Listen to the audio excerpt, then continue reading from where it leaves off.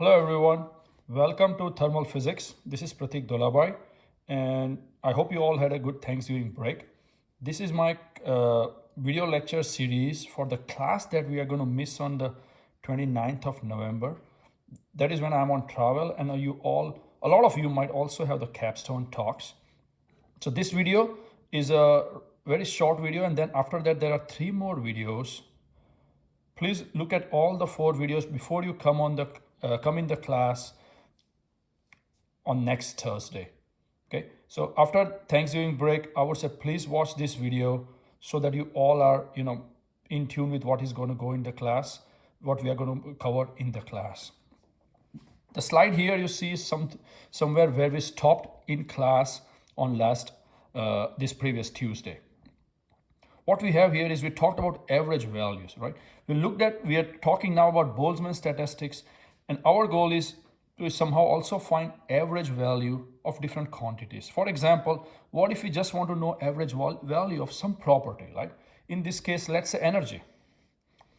At that point, we are not always interested in probabilities of various states. We could actually calculate something, as I showed here in class, something directly, 2 different ways to calculate the average value. For a system where you have 2 atoms in, let's say, 0 eV state, 2 atoms in 4 eV, and 1 atom in 7 eV state.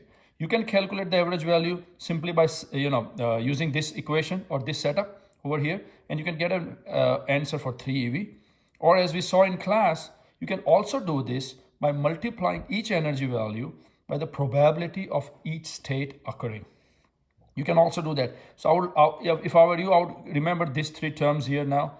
And as a result, there is a way now we can also write this equation slightly differently. And now we have a general equation in principle, how to calculate the average energy, right? So let's start. In this case, we can also write, and this is my way of writing average energy here. But as I said earlier, I have always written that slightly differently also. This should be equal to summation of S E times the S probability of finding an atom in state S. That's the energy of the atom in state S, summing all over the states, and the probability of that finding that atom in state S. This should be now our value. And this is exactly, if you think about what I had in the previous slide, take a look here. This is what I mean, these 2 terms. This is the energy of that particular state, and this is the probability of finding an atom in that particular state, right? And this is, or I can also say this is equal to, that's my notation. Let's put down where P of S is the probability of finding an atom in state S. Again, this is lowercase s. Please do not confuse this with entropy, right? That is the average energy is the sum of all energies weighted by their probabilities. We have talked about weighting numbers by their probabilities, and this is precisely what I'm talking about here. Right? However, think about the statistical mechanics systems that we are interested in right now at this stage in our class, right? So we need to, we already have an equation for the probability, PS, right? We already have that. So let's substitute that. However, in our system, or systems rather, of interest,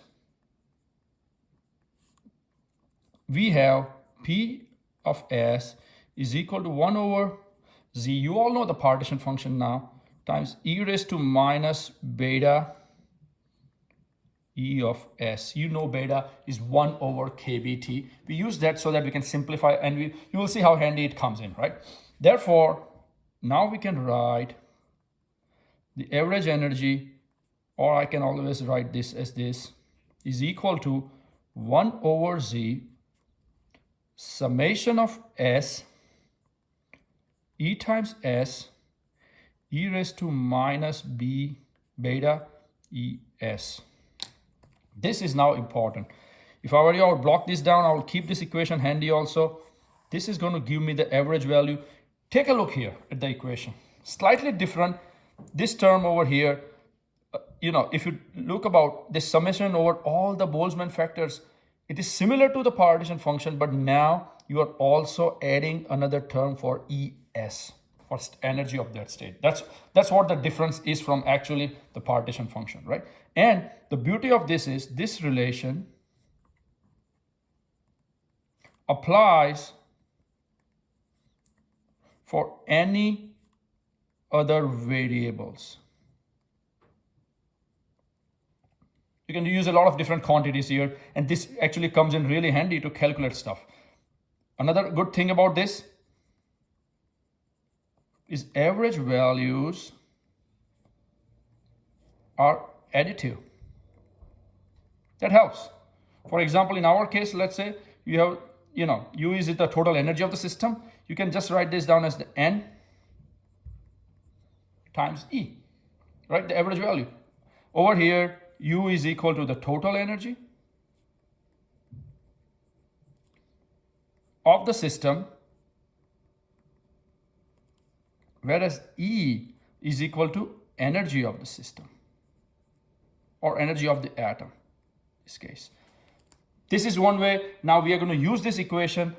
Let's apply this. Let's apply this to one of the most common systems we study in our class, right? So let's go back to now somehow calculating the partition function for a single harmonic oscillator. I would say it's a very important problem. I would think you all understand harmonic oscillator, how they work, the energy levels and whatnot. We all discussed some of this in the class.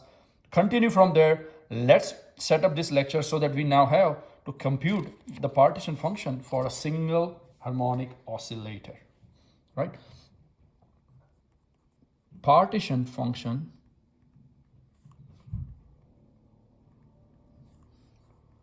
for single harmonic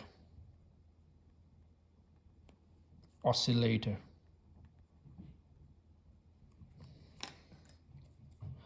And this might as well be, an Einstein solid. We have looked at this, right? Einstein solid as well.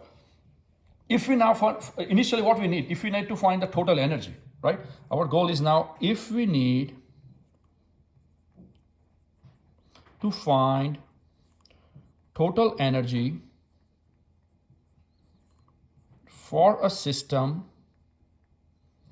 of n harmonic oscillators.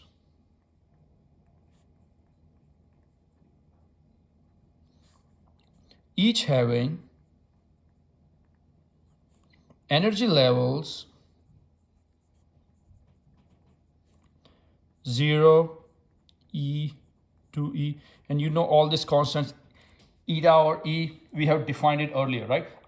Keep in mind, in this case, we are actually considering all the energies relative to the ground state, right? For example, I could have had something like En is equal to 0, HF, 2HF, and so on. We have looked at this before. Take a look at some of the notes back in the class and you will know what I mean here. At the same time, we are only looking relative to the ground state for the harmonic oscillator. From here we build.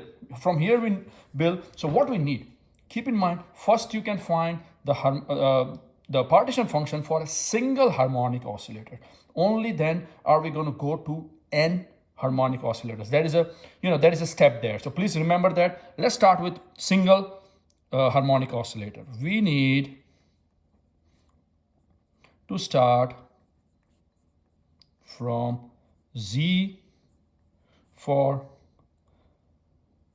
single harmonic oscillator, HO or SHO is my acronym now here for harmonic oscillator. So let's write down the partition function, right?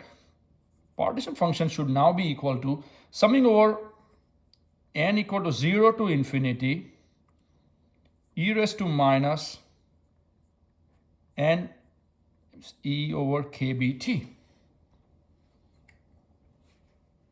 I can also write this down here as is equal to summation of n equal to 0 to infinity e raised to minus beta n e. I hope this makes sense. I have just substituted here beta is equal to 1 over kBT as we did earlier. This is the partition function because I'm summing all the energy states, right? In this case from 0 to infinity and taking all the sum of all the Boltzmann factors here.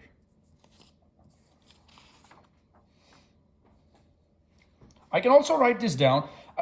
I want to convert this something into more simpler form, and you will see that as we go ahead. But I want to convert this now somehow into also a way that looks very familiar with the geometric series. So let's try that. This should be equal to summation of n equal to 0 to infinity. I can write the same equation from here. I can just say e raised to minus beta times the energy raised to the power n. If you all know about the geometric series, you might have seen something like this. Summation of n equal to 0 to infinity r raised to the power n is equal to 1 over 1 minus r for all r less than 1. And keep in mind this exponent, right? Exponent is always going to be less than 1 because the product is positive in this case. It's always going to be less than 1, and that helps us. So this condition is going to help us.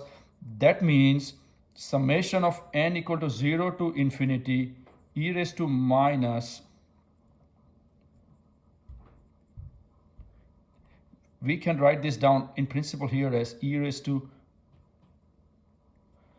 be plus e raised to minus 2 beta e plus so on, right? And I can now write this down as, therefore, summation of n equal to 0 to infinity e raised to minus beta e n is equal to 1 over 1 minus e raised to minus beta e. I hope this makes sense. This is exactly precisely this over here.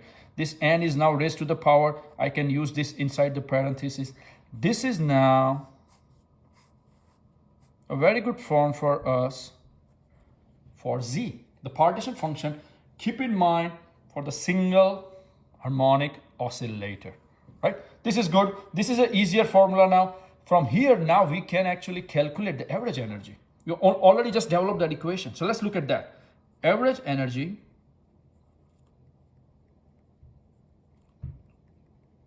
this, or my notation this, right? We can calculate that. E should be equal to summation of n equal to 0 to infinity En times Pn. In the past, I have written this as actually as Es and Ps, and I'm assuming you understand. I'm just talking about the same state. I'm talking about now n equal to 0 to infinity, right? Not the summation of s, those lowercase s. It's still the same. And I can write this down as summation of n equal to 0 to infinity n times e raised to minus beta e n over z. This is the formula. Take a look. This is something we had in the past here, and I'm exactly precisely writing this as all the energies from that particular case. Maybe I should write this down. Why? Think about this. Pn was equal to 1 over z e raised to minus beta en. And as a result, I'm writing this equation here. But let me raise this slightly. This is what I meant. I have used this equation, substituted for Pn, the probability of that system being in state n, with this equation here. Once you have that, now I can solve this further, but there is another way of writing this equation.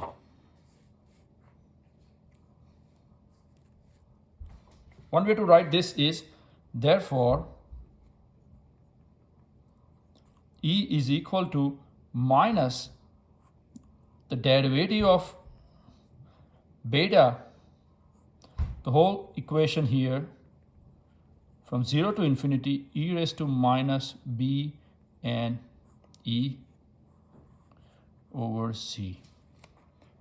And why is that so? Because of the form we have in this case. For example, let's put this down here. Summation of n equal to 0 to infinity, derivative with respect to beta for e raised to minus b beta n e is equal to summation of n equal to 0 to infinity e times minus beta n e times minus, when I take the derivative, I still need this component, right? Once you have that, this is precisely what I have written here. If I take a negative of that, then I get the value exactly as I had earlier. And therefore, there is an easier way of writing the average energy, which can now be given as minus 1 over Z derivative of beta with respect to Z. And there is another term here. I can also equate this with minus derivative with respect to ln Z. This is actually a very handy equation, and you can derive this in principle true for any system. And you will see that I have one of the homework problems in homework 8 is exactly going to be, and let's write this down. This is true for any system. And homework problem 6.16, you will see that. I can also, the last term I wrote here, right? What does that mean? If I put this derivative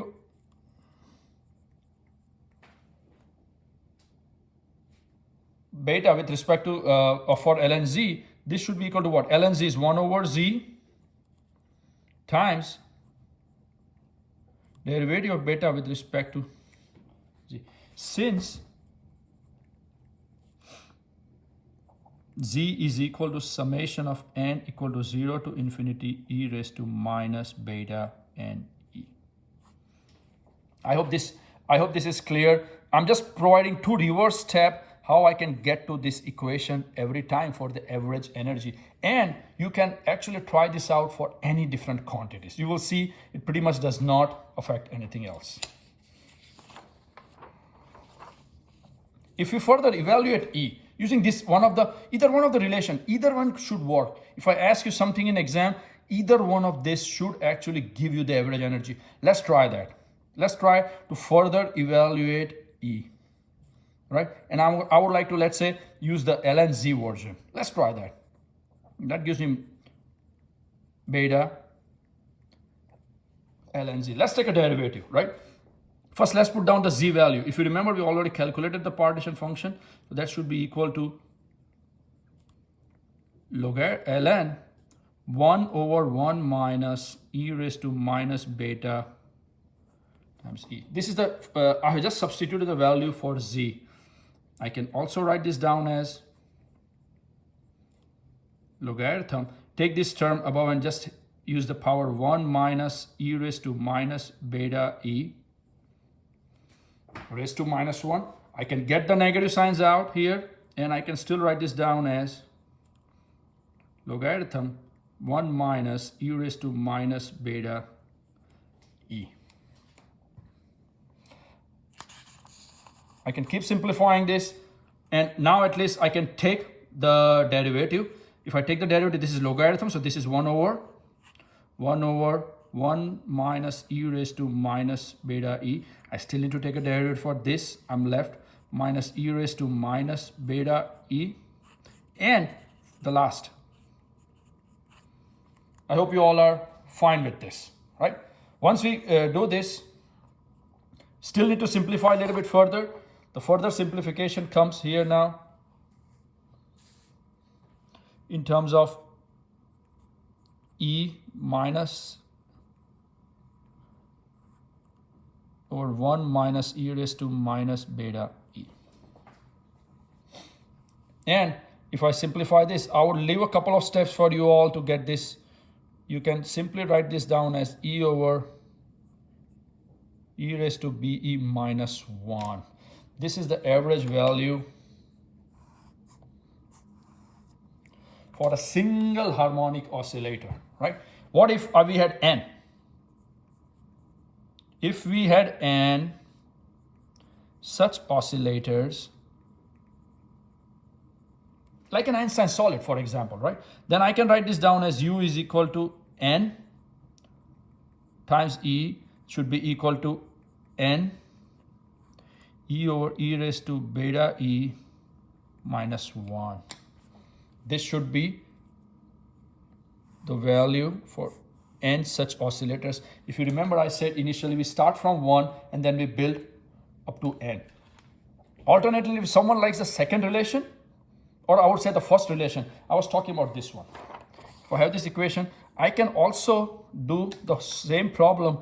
I can solve this using this part. I tried this using this one. All I'm saying is, whichever you're convenient with, in principle, you're going to get with the same answer because we derived one from the other. If I get back here, I can still try. We can also use the first expression in that equation.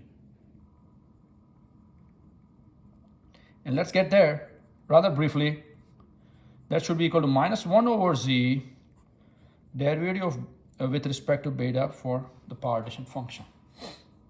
Right? Substitute everything. You already have the value for z, but you will, in this case, you'll also need z in the denominator. 1 over 1 minus e raised to minus beta e derivative with respect to beta for the whole partition function term. Take a derivative. You all know how to take a derivative at this point. I believe you all are good with that. And if I start that this first term here, right, minus 1 minus e raised to minus, this is just because this is inverse. I just take this up here and take a derivative with respect to beta. Over here, I will get minus 1 minus e raised to minus beta e. Because it's minus 1, this becomes minus 2. I still need the term minus e raised to minus beta e. And the value that is left, the last term, minus e. And let me move this inside here so that you all can see. That's the derivative. If I do that, I further simplify this, again, getting something similar or exactly same that we had earlier. Right? And therefore, I can still write the average energy is equal to over e raised to beta e minus 1. This is precisely same as I got from the first relation or the second expression, right? Take a look here, and this is the one I'm talking about. This is the second one I'm talking about. They two are the same using the equation, which I believe you all should at this point understand that there is a homework problem. I would say try that out once again for a different system. Put this down on your equation sheets also. This will come in handy. I can assure you that for homework problems also and for problems in the exam. I would say at this point, this lecture, I'm going to stop here. From the next 3 lectures are also related to some of the topics that I wanted to cover in class. There's a little bit more material online than I would have imagined, but I would say go through these 4 lectures. This was number 1, and your next 3 lectures before you come in class on the Thursday after the capstone talks. I believe that day over here is you are looking at next class that we meet is Thursday, 1st of December. That is pretty much the last class. Please come to the class because I'm going to discuss a few important problems, directly try to solve problems in the class, which might really be handy for the final exam also. So try to come to the class on Thursday.